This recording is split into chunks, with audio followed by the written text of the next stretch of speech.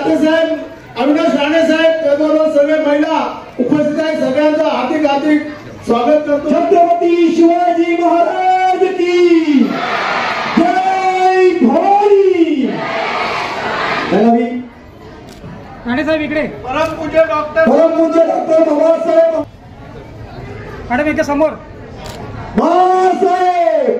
अमर रहे, बोला।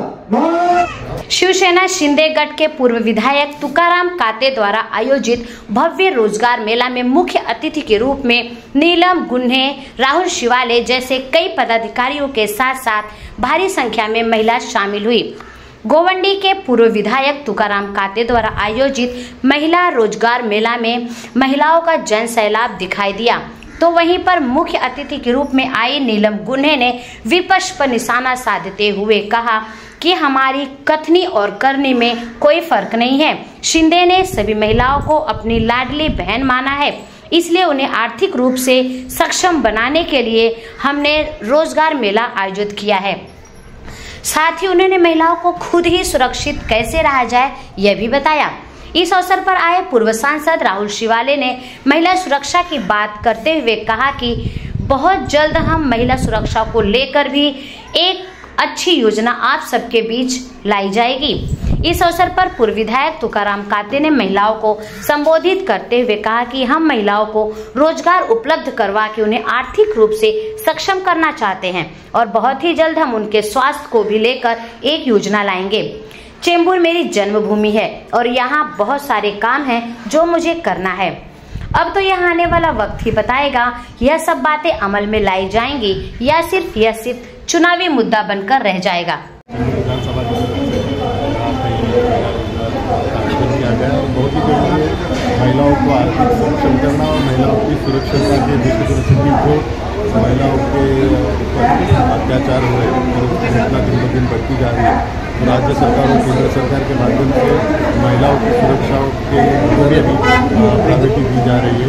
राज्य सरकार भी अपने जो कानून है वो सख्त बना रहे हैं और केंद्र सरकार ने भी माननीय प्रधानमंत्री जी ने घोषित किया वो भी कानून सख्त करके महिलाओं को सुरक्षा उपलब्ध करके देंगे।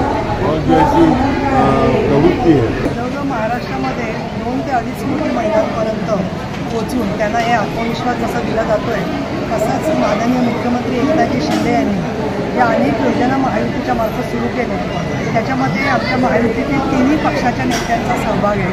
त्याच्यामध्ये माननीय एकनाथ शिंदे, उपमुख्यमंत्री देवेंद्र फडणवीस आणि उपमुख्यमंत्री अजितदादा पवार यांचा जसा सहभाग आहे तसा आज आपण ऐकलं की पंतप्रधान नरेंद्रजी मोदी साहेब यांनी सुद्धा बोलत असताना महिला सुरक्षेवर भर दिला आणि लखपती दिदी म्हणजे ज्या महिला 5 ते 6 लाखाच्या वरचा व्यवहार करतायत त्यांचं सुद्धा त्यांनी अभिनंदन केलं।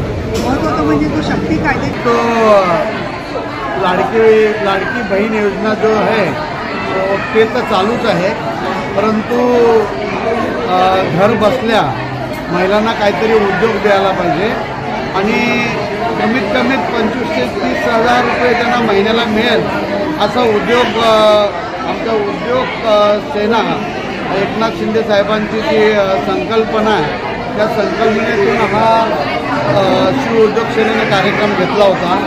त्यामध्ये घर बसल्या महिलांना घरातच काम मिळेल अशी योजना आहे ती करत होतो आणि त्यात आमच्या महाराष्ट्र राज्याच्या उपाध्यक्षा माननीय नीलमताई गोरे इथे आलेल्या त्यांनी अतिशय चांगलं मार्गदर्शन केलं। राहुल शेवाळे आलेले आणि महिला या सुरक्षित राहायला पाहिजेत, चांगल्या राहायला पाहिजे, स्वतः उभे राहून जे काय त्यांच्यावरती कोण अत्याचार करेल त्यांनी उत्तर स्वतःच्या हाताने द्यायला पाहिजे म्हणून सर्व माहिती नीलम गोरेंनी त्यांना दिलेली आहे। आज या निमित्ताने भावाकडे बहीण आल्या म्हणून बहिणींना सर्व आम्ही त्यांना काही ना काहीतरी भेट वस्तू द्यायची म्हणून आम्ही ते देतोय आणि सर्व महिलांचा सपोर्ट मिळतो आम्हाला। आणि जी लाडकी बहीण योजना आहे ती सक्सेस झालेली आहे। जेवढ्या महिला आलेल्या आहेत त्या महिलांना सर्वांना 3,000 रुपये त्यांच्या खात्यामध्ये आलेले आहे। मी स्वतः 7,000 महिलांचं फॉर्म भरलं होतं तर सर्वांना पैसे मिळालेले आहेत। त्याबद्दल माननीय मुख्यमंत्र्यांना खूप खूप धन्यवाद आणि महिलांचं खरं महिलांना जे उद्योग पाहिजे ते उद्योग मिळाला पाहिजे.